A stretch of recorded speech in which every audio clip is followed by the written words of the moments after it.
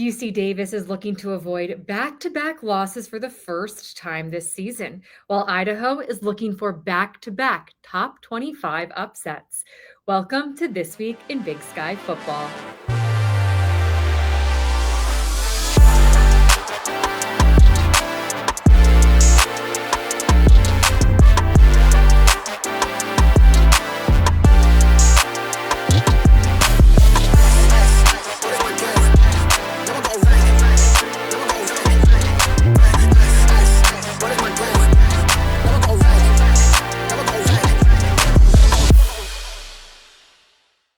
Hello and welcome to This Week in Big Sky Football. I'm Megan Robinson. Idaho held off an NAU comeback and got the W in overtime to secure their first top 25 win of the season. They return home to the Kibbe Dome this weekend to host UC Davis in our game of the week. They're looking for their second top 25 upset in as many weeks. Running back Eli Cummings has led the Vandals in both receiving and rushing over these last two games, and he's looking to do it again in Moscow. He joins me now. Eli, now that you've had a few days to reflect on that overtime win in Flagstaff, what did that win teach you about your Vandals? It really taught us that we're a great physical team that plays together in all three phases, and really just a team that's going to stick together through anything and everything. The Vandals have had back-to-back wins. In those wins, you've totaled over 150 yards, and you're the team's leading rusher and receiver. What do you attribute to your success?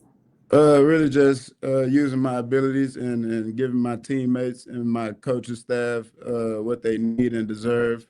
I really owe that to them as they work hard as much as I do, and they bust their butts to do things to get me involved and get my teammates involved so we can have a good game plan to execute the job. How does being a threat in both the running and the passing game open up what you guys can do offensively?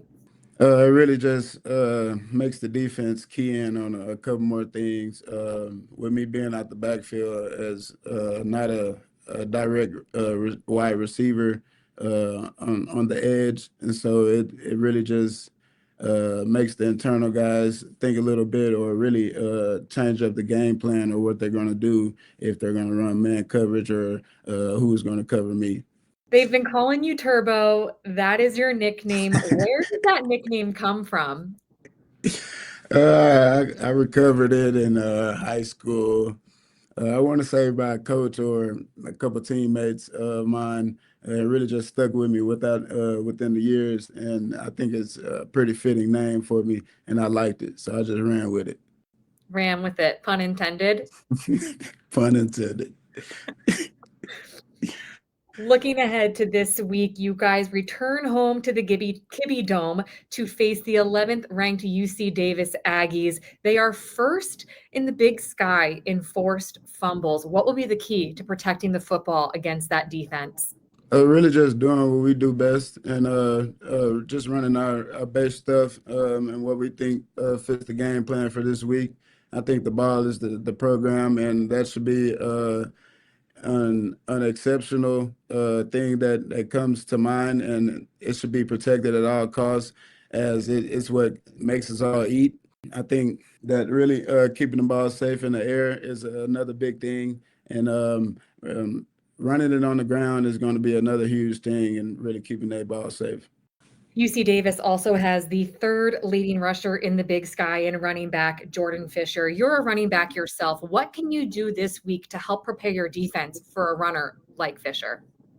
We can do a good job with the good on good we're due this week, and really just giving them a great look of what we do and making sure those guys are ready. I think my teammates are going to do a great job on scout team and helping those guys be ready for that offense down there also.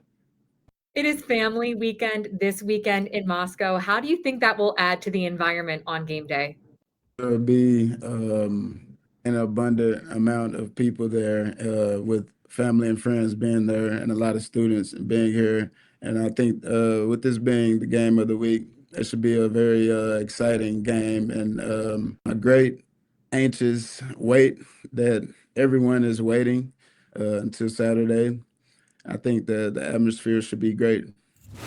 After the break, hear from UC Davis running back Jordan Fisher.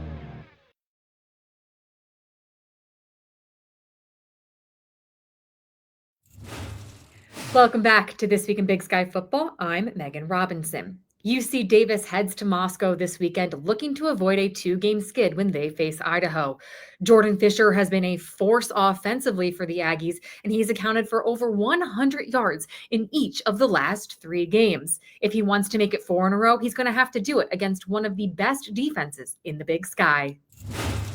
Jordan, what has been the focus of practice this week? We're just trying to get back to the basics, executing everything that we're supposed to do, each individual position group in our rack of plays. And we're really just focused offensively on trying to put together a great rack of plays and executing it the way that we're supposed to. You have been executing plays well. You've accounted for over 100 yards in each of the last 3 games. What do you attribute to your success?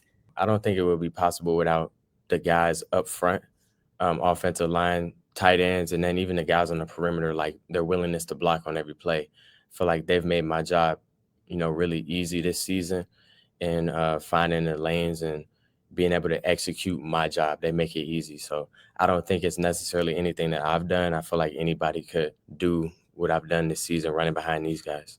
Caden Pinnock has been a breakout star for the Aggies this season in his freshman campaign. How would you describe your relationship with your quarterback? Me and him, I think we have a great relationship. I'm a little bit older in the system, and obviously, he's a breakout freshman, and I've just been impressed with his poise. That's one thing that me and him kind of bounce off of each other in practice. Just whenever we have a bad rack of plays or some things don't go on our way in a situation, it's kind of like I'm reminding him, stay poised, and he does the same thing. It's like whenever we make a big play or if I break a big run, it's like he'll come up to me. He's like, man, just stay poised. We stay even keel. And so I think me and him have a great relationship. Even in the locker room, we just laugh and joke together. And it's kind of like a 1-2 combo. Big picture offensively, Coach Plow told me last week that he thinks your best offensive football is still ahead of the Aggies. What's your reaction to that? I share the same sentiment. I would agree with him. I think even last year it's the same thing. Like offensive football here at Davis is a big thing, and it's something that we all take seriously. Every position group on the team we take seriously and just trying to execute our job.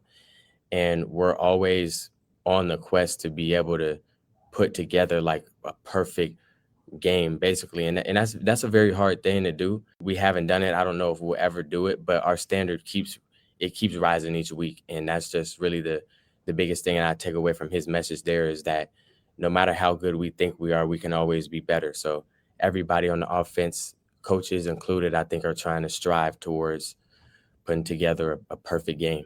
Perfect game aside, because obviously perfection is hard to attain, what would it take for you to feel like this UC Davis offense has played their best football? I think domination up front. So just with the offensive line really dominating up front, running backs, being able to break tackles and be assets in the pass game as well, locked in on protection and things of that nature. And then receivers running the right routes, right landmarks, doing everything correctly pre-snap that we need to do to allow ourselves to just go out there and play football, and then when the ball snaps, it's just the pieces are going to fall where they are. I feel like everybody just doing their thing pre-snap is really our biggest thing. Looking ahead to this week, you head to Moscow to take on an Idaho team that has one of the best total defenses in the Big Sky. What challenges does that Vandals defense present? They got a lot of great athletes, a lot of, just great players and great coaches on their side. They do a lot of just different things from that standpoint. So it's just about really honing in on the looks that we're seeing and making sure that we're all on the same page, seeing the right thing. But yeah, they just got great athletes, great coaches, and they throw some stuff at you, So we're just gonna have to be on the same page and understand all that. The last time UC Davis played on the road in Moscow was 2022, which means this will be your first time playing in the Kibbie Dome. What have you heard about that environment there? I just heard it could get rowdy in there. Just gonna have to weather that storm and be resilient like we've been all year and just lock in on what we need to do, how well we could play. Still to come, NAU legend Case Cookus on his time in Flagstaff.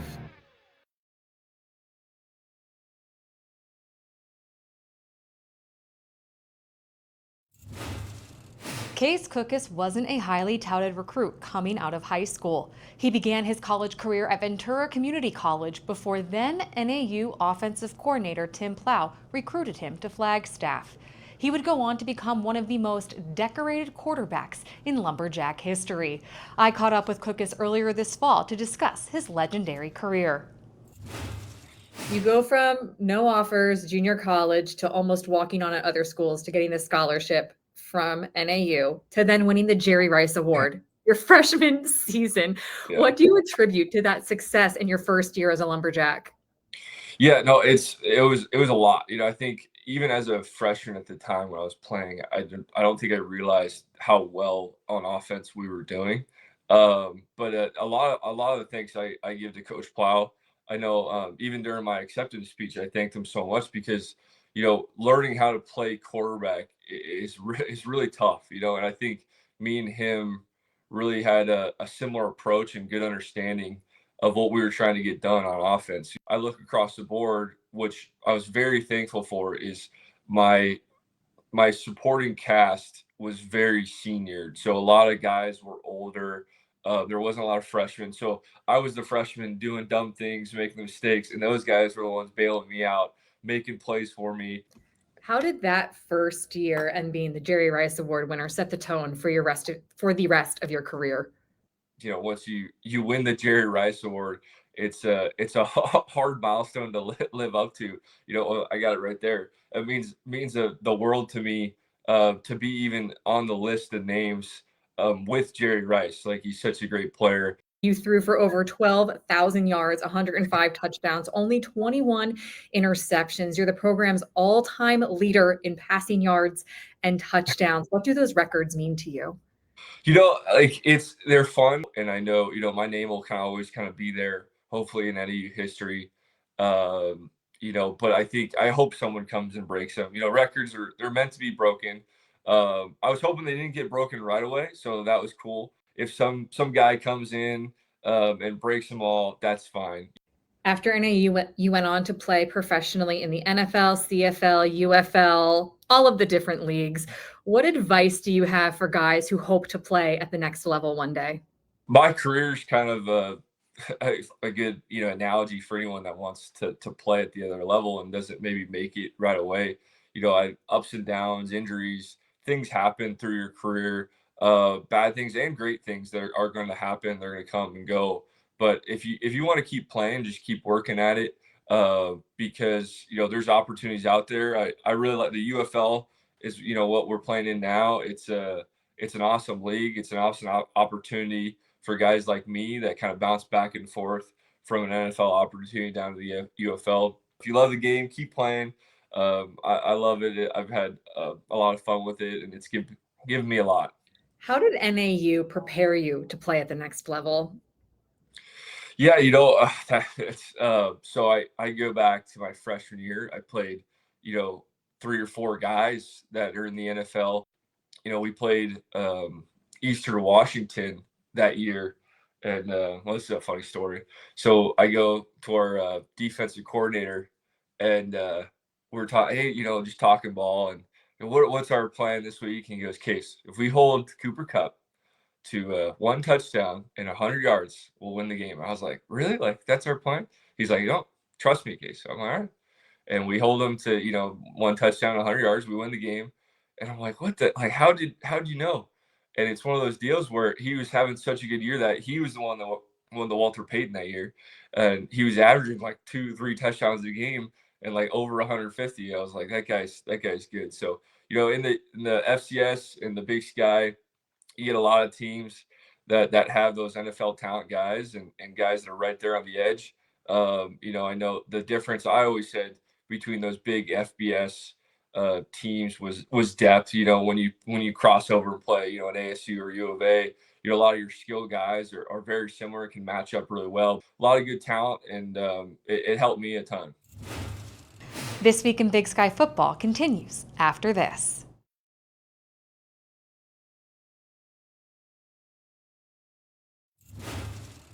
Welcome back to This Week in Big Sky Football. I'm Megan Robinson. The FCS Playoff Committee released their second top 10 rankings of the season on Wednesday. Montana State AD and Playoff Committee member Leon Costello is here now to share insight on the selection process. Leon, you were appointed to the Division I Football Championship Committee back in June. What does this opportunity mean to you? Yeah, it's an opportunity really to represent not only Montana State, but more the conference, the Big Sky Conference on the national stage.